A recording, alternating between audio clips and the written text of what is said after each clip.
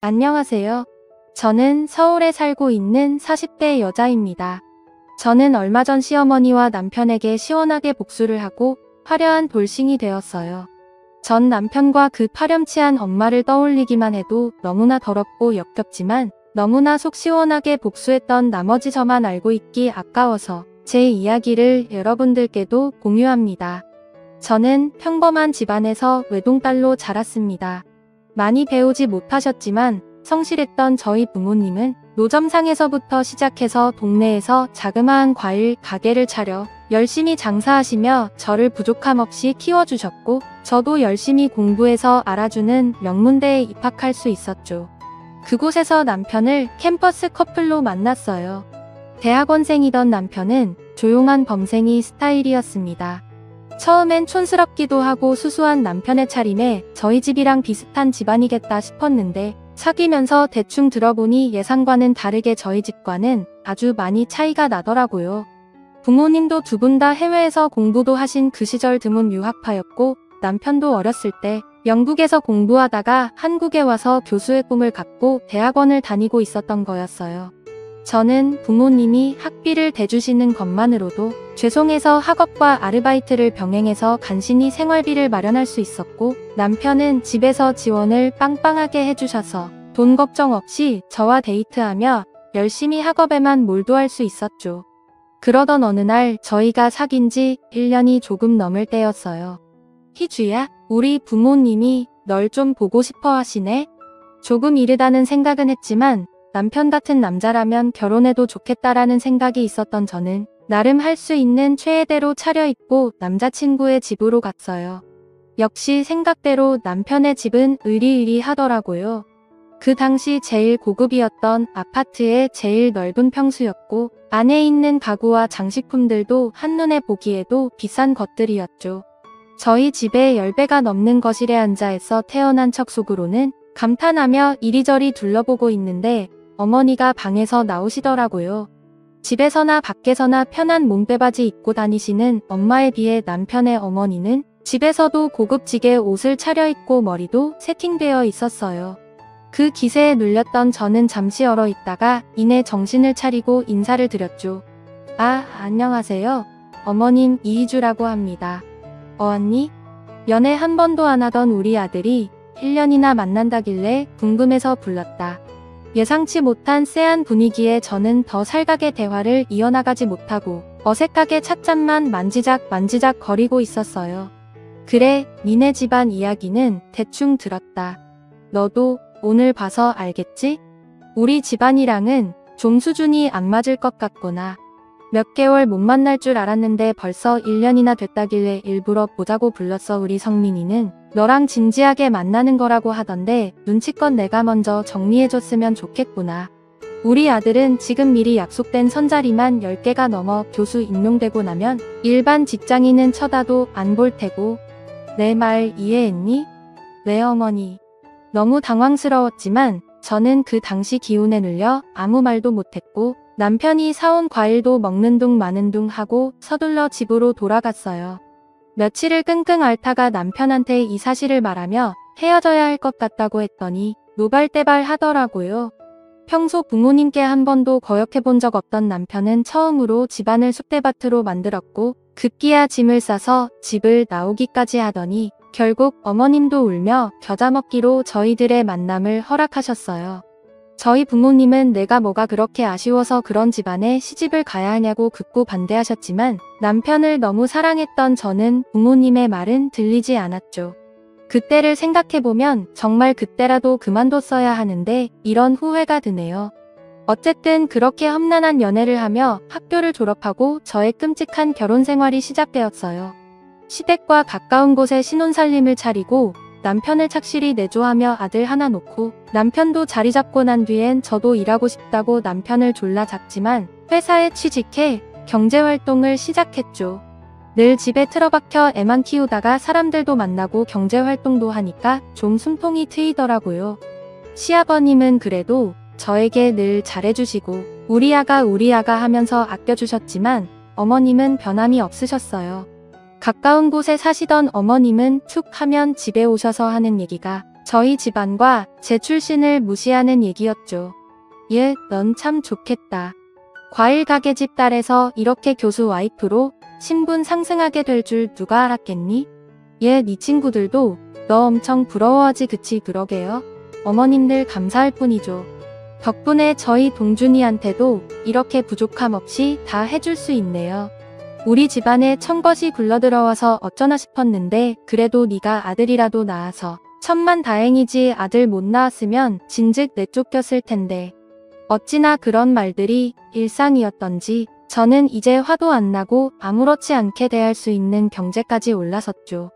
남편에게 수차례 눈물로 호소해봤지만 그냥 당신이 참으라는 말밖에 하지 않던 무능한 마마보이 남편이었어요. 그러던 어느 날 시어머니만 빼면 그래도 평탄했던 저의 결혼 생활에 엄청난 사건이 일어나게 됩니다. 남편이 점점 연구하느라 늦게 들어오는 날이 잦아지고 씻을 때도 핸드폰을 화장실에 들고 들어가기 시작하더군요. 살짝 이상하다 싶긴 했었지만 워낙 평소에 말썽 한번 안 피우던 남편이어서 그런지 저도 대수롭지 않게 여겼어요. 근데 이 여자의 촉이라는 게 정말 무섭잖아요. 어느 날은 남편이 씻으러 들어가는데 핸드폰을 침대 옆에 충전해놓고 가더라고요. 순간 속으로 정말 많이 고민했지만 쎄한 기분이 가시지 않아서 결국 남편의 폰을 몰래 들여다보았는데 심장이 쿡 내려앉는 줄 알았어요. 메신저에는 남편의 학생으로 추정되는 어린 여자와 나눈 다정한 대화 내용이 있었어요. 처음에는 평범한 학생과 교수의 대화였는데 정확히 남편이 늦게 들어오기 시작한 때부터 그 내용이 눈뜨고는 못 볼 내용으로 변하더라고요. 이런 감정은 사실 평생 처음 느껴본다는 둥, 너밖에 없다는 둥, 아주 저한테는 한 번도 안 쓰던 하트까지 붙여가면서 둘이 좋아 죽는 메시지 내용들을 보며 피가 머리끝까지 솟구치는 기분이었죠. 뒷목이 뻣뻣해지고 손발이 부들부들 떨렸지만 남편은 핸드폰을 들고 욕실로 쳐들어가서 핸드폰을 집어던지며 소리 질렀어요. 당신 미쳤어? 지금 뭐 하자는 거야? 개고생해 가면서 애 키워줬더니 학생이랑 바람이 나. 지금 제정신이야? 어떻게 나한테 이럴 수가 있어? 이 쓰레기 같은 인간아. 머리에 비누 거품이 잔뜩 묻은 남편은 눈도 제대로 못 뜨고 어버버거리다가 무릎을 꿇고 애원하기 시작했어요. 여보, 진짜 미안해. 걔가 먼저 들이대길래 그냥 잠깐 가지고 논 것뿐이야. 진짜 믿어줘. 그런 사이야 아니야. 여보, 바로 정리할게. 내가 잠시 미쳤었나 봐. 옷도 안 걸치고 물이 뚝뚝 떨어지는 상태로 무릎까지 꿇으며 비굴하게 매달리는 남편을 뒤로하고 저는 아들을 데리고 부랴부랴 짐을 챙겨서 친정으로 향했어요. 아무것도 모르는 아들은 그저 엄마가 울고 있으니 주눅이 들어서 울상으로 절 따라오기만 할 뿐이었죠. 정신 나간 놈 내가 그동안 지 애미한테 얼마나 수모를 당해왔는지 뻔히 알면서 나한테 그 은혜를 이딴 식으로 갚아가만 안 둬. 아들과 함께 불쑥 친정으로 쳐들어와 놀란 부모님께 아이를 잠시 맡기고 방에 들어와 한참을 엉엉 울다가 남편에게 전화를 걸었어요. 여보세요? 난데. 우리 이혼해. 내일 서류 보낼게. 희주야? 무슨 소리야? 이혼이라니. 우리 동준이는 어쩌고. 안 돼. 내가 잘할게. 야, 그딴 말 같지도 않은 소리 집어치우고 니네 학교에 다 까발리기 전에 도장이나 찍어 씩씩대며 전화를 끊고 거실로 나가니까 부모님께서 잔뜩 걱정 어린 얼굴로 절 쳐다보시며 무슨 일인지 물었고 저는 사실대로 말했어요. 그랬더니 아빠가 노발대발하시며 그 집안을 뒤집어 놓겠다며 당장 가자고 제 팔을 이끄시는 겁니다. 엄마가 아빠를 붙들어 말리며 그래도 함께한 세월이 있는데 당분간 여기서 지내며 차분히 생각을 해보자고 하시더라고요. 저도 겨우 진정하고 일주일 정도 친정에 틀어박혀 아무것도 안 하고 폐인처럼 지내고 있었어요. 그러던 와중 어느 날 밤 전화가 왔어요. 여보세요? 여보세요? 나 아범한테 이야기 다 들었다. 지금 집 앞 카페로 잠깐 나올 수 있겠니? 그 전화는 바로 제 시어머니였어요. 집 앞에서 기다리고 있다길래 또 이번에는 어떤 막말을 들을까? 이번엔 기풀고 가만히 있지 않으리라 마음속으로 굳게 다짐하며 카페로 갔죠. 그런데 웬걸? 그 악마 같던 여자가 이번엔 좀 태도가 달라졌더군요. 희주, 내가 마음고생 심했겠구나. 많이 놀랐지? 내가 대신 사과하마. 처음으로 들어보는 다정한 말투와 애잔히 바라보는 눈빛에 온몸에 소름이 돋더라고요. 만나자마자 생전 안 들어주던 제 편을 들어주시길래 무슨 의중일까 파악하기도 전에 시어머니는 저를 붙들고 마구 이야기를 늘어놓기 시작했어요. 어휴, 더러운 자식, 그런 자식을 내가 아들이라고 10달을 배아파가며 낳아줬다니. 정말 미안하다. 아가.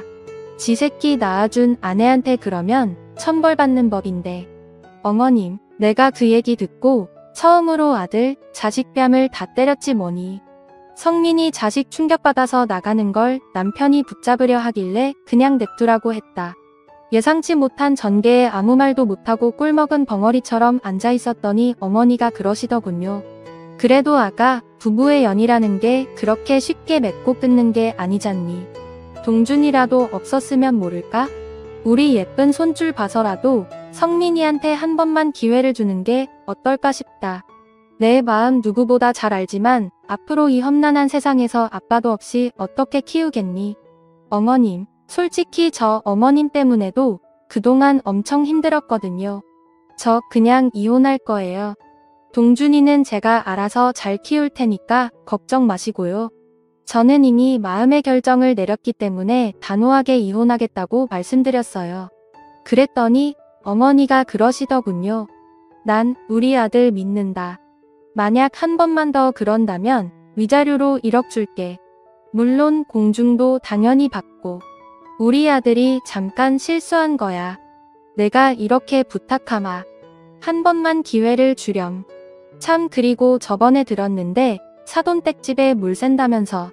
집이 오래돼서 이제 곧 겨울인데 싹수리하고 낡은 가전도 좀 바꿔드리려무나. 내 통장으로 1000만원 보내마.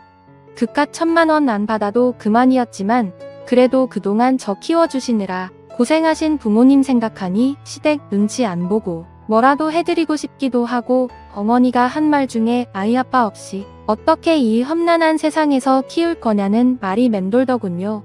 또 저희 친정엄마도 이혼만큼은 다시 생각해보라고 계속 저를 설득하셨고요. 결국 한 달이라는 시간 뒤에 저는 다시 집으로 돌아가게 되었어요. 남편은 그런 저에게 자기에게 기회를 줘서 고맙다고 눈물을 흘리며 안아주더군요. 저는 속으로 콧방귀를 끼며 생각했죠. 이건 당신을 용서해서가 아니라 오직 우리 아이만을 위해서 내린 결정이라고요. 아이가 학교에 들어가기 시작하면서 저도 정신없이 학부모 노릇을 하며 어느덧 그때의 아픔도 서서히 옅어지기 시작했어요. 남편도 그때 이후로 아주 납작 엎드려서 제 비위를 잘 맞춰주고 있었지만 그래도 예전처럼 사랑하는 마음은 사라진 지 오래였어요. 아무리 산으로 들러 놀러 다녀도 쇼핑을 해도 맛있는 걸 먹어도 즐겁지 않았고 아들 크는 거 보는 게 저의 유일한 낙이었으니까요. 그동안 시어머니에게 받았던 고통과 남편의 일이 제 마음속에서 터져 마음의 병이 생긴 느낌이었죠. 시어머니는 한동안 저희 집에도 안 오시더니 제 벌은 남 못 준다고 조금씩 다시 제 심기를 건드리기 시작하더라고요. 그 당시에는 응당 남편이 잘못한 거고 저를 설득해야 하니 아무 말 못하고 돈까지 주셨던 거겠지만 시간이 지나고 보니 제가 얼마나 얄미웠겠어요. 팔은 안으로 붓는다고 아들이 저한테 설설기는 꼴을 보는 게 지독히도 싫으셨는지 점점 예전처럼 막말을 하기 시작하셨어요. 아무리 그래도 너 성민이한테 너무 심한 거 아니니? 그깟 바람 한 번 눈 감아준 게 무슨 대수라고 아직도 그러고 있는 거야? 내가 받아먹은 것도 있는데 입 싹 닫고 그러면 안 되지 않겠니? 그깟 바람 한 번이요? 그럼 어머님도 아버님이 바람 피면 눈 하나 깜빡 안 하시겠어요? 그깟 바람 한 번인데 그쵸 뭐야? 아우 참네. 이제는 저도 고분고분하지 않고 맞받아치니까 어머님도 당황해서 말문이 막히시는 것 같더라고요. 그래도 계속 비아냥대시는 건 멈추지 않으셨어요. 너 자기 관리 안 하고 있는 거니? 여자가 말이야. 늘 날씬한 몸을 유지해도 눈이 돌아가는 게 남잔데 그렇게 푹 퍼져 있으니까 성민이가 어리고 싱싱한 애한테 눈길을 돌리지. 돈이 없는 것도 아니고 신경 좀 써라. 이것 보세요 어머님 자기관리 안 하는 제가 문제 있는 게 아니고 아랫돌이 간수 못하는 어머니 아드님이 문제라는 생각은 안 드세요? 교양 있는 분이라고 생각했는데 교양만 있고 상식은 없으신가 봐요? 뭐라고? 이 기집애가 너 말 다 했어? 시애미한테 그게 무슨 말버릇이야 너네 말 다 했고요. 사람 화병나게 하지 마시고 이제 그만 가주실래요? 현관 비밀번호 바꿀 테니까 그렇게 아시고요. 그렇게 떠밀리듯이 문 밖으로 쫓겨난 시어머님이 남편에게 전화로 노발대발 화를 내셨는지 집에 와서 저한테 얘기하더군요. 당신 아무리 그래도 우리 엄마를 그렇게 쫓아내면 어떡해? 엄마 화 많이 나신 것 같더라고. 좀만 참지 그랬어. 당신도 알잖아. 우리 엄마 성격. 뭐 지금 거기서 또 니네 엄마 편을 들겠다고? 진짜 머리 어떻게 된 거 아니야? 당신 똑바로 생각해.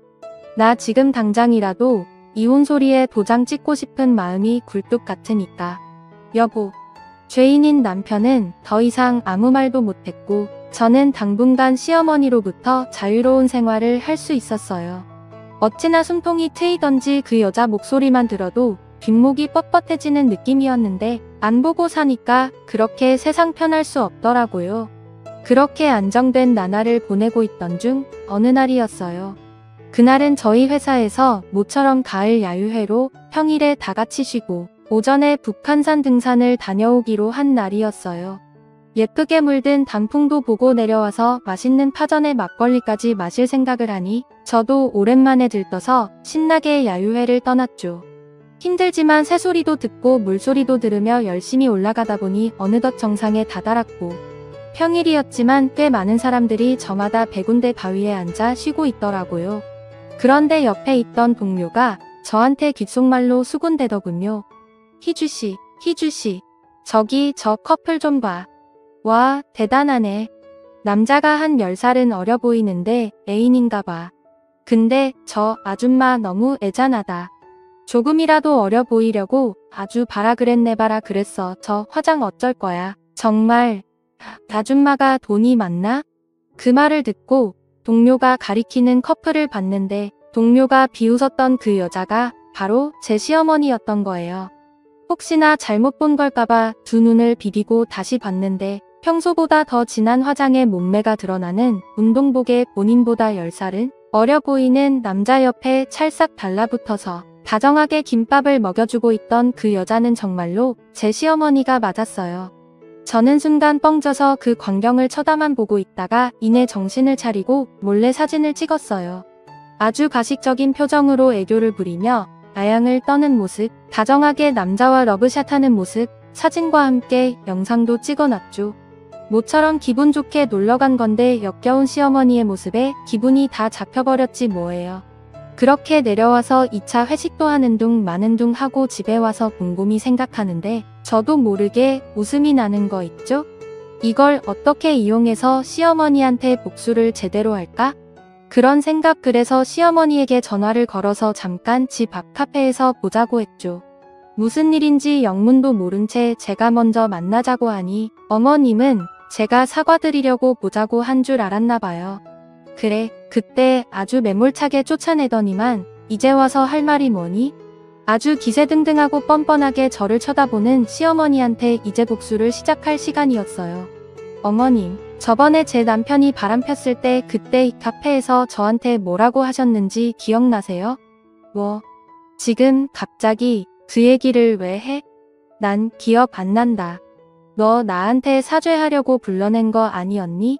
아, 그때 저희 남편 보고 더러운 나쁜 놈의 자식이라고 하셨죠? 어머니, 그럼 어머님도 나쁜 놈의 자식이었네요? 뭐야? 너 지금 그게 무슨 말이야? 미쳤니 너 어머님? 어쩐지 불륜남 입장을 너무 잘 이해해 주시더라고요. 오죽하시겠어요? 어머님이 불륜녀여서 아들도 그렇게 자랐나 봐요. 그쵸? 뭐? 무슨 개소리야? 얘, 똑바로 말을 해. 너 머리가 어떻게 됐니? 저는 길게 말하지 않고 핸드폰을 열어 그날 찍었던 사진들을 보여드렸어요. 자신의 불륜 현장이 담긴 사진을 본 어머님은 사색이 돼서 아무 말도 못하시고 제 눈치를 보시더라고요. 오늘 아주 과간이었어요. 어머님 제 동료가 그러더라고요. 저 여자 어려 보이려고 아주 발악을 한다면서 화장이 저게 뭐냐고 엄청 비웃던데. 차마 제 시어머니라고 말도 못하고 제가 얼마나 얼굴이 화끈거렸는지 아세요? 너 이 천한 기집년이 내가 널 우리 집안에 들이는 게 아니었는데. 어머님이 주먹을 꽉 쥐고 몸을 바들바들 떨기 시작하는데 저는 그 모습을 보며 10년 동안 쌓인 체증이 확 내려가는 기분이었어요. 속으로 환호성이라도 지르고 싶은 심정이었죠. 어머님, 천한 건 어머님이죠. 저희 아버님이 얼마나 좋으신 분인데 그렇게 어린 남자랑 놀아나고 싶으셨어요? 이제 보니 천한 건 저희 집에 아니라 어머님 집안이었네요. 적어도 저희 부모님은 그런 몰상식한 짐승 같은 짓거리는 안 하시거든요. 속사포처럼 쏟아내고 깔깔거리는 제 모습을 보고 어머님은 분노를 참지 못하는 표정이었어요. 아, 여러분이 그 얼굴을 보셨어야 하는데 저만 봐서 너무 아깝네요. 그러더니 이내 얼굴을 가다듬고 저에게 말씀하시더군요. 그래, 나도 내가 잘못한 거 안다. 그러면 안 되는 거였는데 잠깐 스쳐 지나가는 사이였을 뿐이야. 맹세코, 내 인생에서 딱 한 번이었어. 5천 정도 될 거다. 그거 받고 성민이랑 남편한테 비밀로 해줘.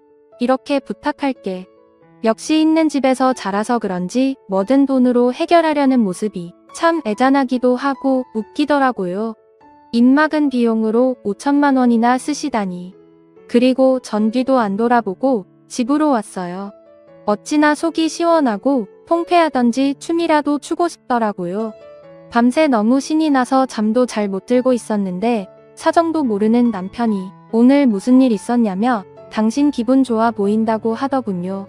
자기 엄마가 어떤 여잔지도 모르고. 다음날 아침이 되자마자 은행 알림 메시지가 떠서 보니까 시어머니가 저에게 진짜로 5천만 원을 보내놓으셨더라고요. 그걸 확인하자마자 저는 복수의 마지막 단계를 실행했어요. 일단 늘 잘해주셨던 아버님에게는 정말 죄송했지만 아버님께 모든 사진과 영상을 전송했어요. 채 10분도 되지 않아 아버님께 전화가 와서 모든 사실을 알렸고요. 이 더러운 여편네 가만히 안 놔두겠다고 난리가 나셨어요. 살면서 전 그렇게 화를 내신 모습은 처음이었습니다. 아버님은 그동안 자기가 번 돈으로 사치하는 것도 정말 지긋지긋하셨는데 젊은 놈이랑 놀아나는 데까지 자기 돈을 쓴 거냐면서 당장 이혼하시겠다고 하더군요. 그리고 얼마 안 돼서 어머님한테 미친 듯이 전화가 와서 욕설이 가득한 문자가 오기 시작했고 저는 그것들을 가뿐히 무시해버릴까 하다가 미쳐 날뛰는 꼴이 보고 싶어서 전화를 받았어요. 혹시라도 협박이라도 할까봐 녹음 버튼도 눌렀고요. 야, 너 이 미친 5천만 원 주면 입 닫는다며? 이거 오늘 보니까 완전 사기꾼이었네. 내가 준 돈 내놔 어서. 어머님 제가 언제 입 닫아준다고 했어요? 생각해 본다고 했지. 어우, 정말 웃기시네. 그리고 어쩌죠? 그 돈 벌써 다른데 써버렸는데 조금만 더 일찍 전화 주시면 드렸을 텐데. 그리고 이제 저 아줌마 며느리 안 할 거거든요. 그러니까 함부로 막말하고 천하게 말씀하지 마시고 좀 균형 있게 말씀해 주세요. 어디서 교육을 받았길래 말투가 그렇게 거칠어요? 더 이상 연락하시면 협박죄로 고소합니다. 그럼 이만야. 이희주 이런 씨 가차없이 통화를 종료해버리고 한참을 깔깔대며 웃었던 것 같네요. 몇 시간 뒤 온 집안이 초토화되었다는 소식을 들은 남편이 집에 오자마자 저한테 화를 내면서 대체 어머니한테 무슨 짓을 한 거냐고 따져 묻더군요. 당신 같은 여자랑 결혼하는 게 아니었어. 화목했던 우리 집을 파탄내다니. 꼭 그렇게까지 해야만 했던 거야? 무슨 소리야. 당신 가정은 내 알바 아니고 나는 가정에 헌신한 죄밖에 없는데? 입이 달렸으면 말은 바로 하자고. 그리고 저는 그 역겨운 면상에 이혼 서류를 던지고는 친정으로 와버렸어요. 그리고 남편과 부적절한 관계였던 학생이 그 관계를 통해 부당한 이득을 취했다는 사실을 제가 따로 모아놨던 증거자료와 함께 서류로 꾸며 학교에 남편에도 등기로 보내버렸고요. 소문은 참 빠르더군요. 온 동네에 저희 시어머니와 전 남편의 소문이 퍼지기 시작했더라고요. 기분은 썩 좋지 않았지만 늘 체면 차리던 시어머니가 고개도 못 들고 다닐 걸 생각하니 너무 통쾌했어요. 시아버지는 그러시면서 내 아들과 시어머니는 버리더라도 자신은 버리지 말라고 하시더군요. 나하고 손주도 영영 떠나버린다면 자신의 인생을 살 이유가 없다고 하시면서요. 막걸리를 한 잔 마시며 그런 얘기를 하시니까 시아버지가 너무 불쌍하고 두 어깨가 너무 작아 보였어요. 그래서 전 안아드리면서 말씀드렸습니다. 아버님은 제게 영원한 아버님이고 제 아이에게도 하나밖에 없는 할아버지라고요. 그러니 우릴 보고 힘내라고 말씀드렸죠. 그 말씀을 들은 아버님은 한없이 우시더니 손을 잡아주시더라고요. 시모는 남이지만 손주도 자기 핏줄이니 연을 끊는다는 건 상상도 하기 싫으셨겠죠. 아버님은 저에게 그동안 편들어주지 못해 너무 미안했고 노년의 손주까지 못 보면 적적하실 것 같다며 감사하게도 아버님 댁 근처에 저와 손자가 살 수 있는 집을 마련해 주셨어요. 시모는 어떻게 됐냐고요? 시모랑 바람을 핀 상간남은 노래교실에서 만난 8살 어린 남자였어요. 그 남자도 어엿한 가정에 있는 가장이더군요. 참 더러웠습니다. 가정에 있는 것들이 어떻게 그런 더러운 짓을 할 수가 있는지. 아무튼 시아버지는 그 상간남에게도 위자료 소송을 걸어 2천만 원을 받으셨어요. 그리고 시어머니는 그 상간남 와이프에게도 역으로 위자료 소송을 당했다고 하더군요. 결국은 시아버지에게 이혼을 당하셨고 거의 빈털터리 신세로 고향으로 가셨어요. 처참한 어머니의 말로를 생각하니 제 10년 묵은 한이 풀리는 듯 했네요. 몸을 함부로 굴린 대가가 나이 60 넘어서 받으려니 얼마나 힘드시겠어요. 분명 이 시어머니는 시아버지에게 들키지 않았을 뿐이지 그동안 수많은 사람들과 바람을 핀 게 분명해 보였어요. 그런 여자를 지금껏 어머니라고 불렀으니 오늘 가서 제 더러운 입을 소주 한 잔 먹고 알코올로 분해를 해버려야 할 것 같습니다. 참 웃기지 않으신가요? 며느리와 시아버지가 두 손 나란히 잡고 각각 그들에게 벌을 주려고 이런 행동을 한다는 게 참 살다 보니 별의별 일들을 많이 겪게 되네요. 시어머니가 아무것도 없이 쫓겨났다는 소식과 남편이 교수직에서 해임되었다는 소식을 듣고 나니까 그제서야 제가 복수를 성공했다는 게 실감이 나더군요. 그리고 남편하고 바람핀 상간녀 그녀에게도 위자료를 받을 수 있었고요. 시어머니는 아직 재산 분할이 남아있어서 어떻게 될지 모르겠지만 어쨌든 절 개무시하던 시어머니 그리고 절 배신했던 남편 둘 다 이런 비참한 최후를 만나게 되었네요. 그러게 똑바로 살았으면 이런 일이 일어나지 않았을 텐데 말이죠. 전 이제라도 늦은 자유를 찾아 제 인생에도 아낌없이 투자하며 제 아들과 함께 행복하게 살려고 합니다. 돌이켜보면 참 힘든 시간이었네요. 여러분들 저 많이 응원해주세요. 저도 여러분들의 삶을 응원해드리겠습니다. 지금까지 제 긴 사연 들어주셔서 감사합니다.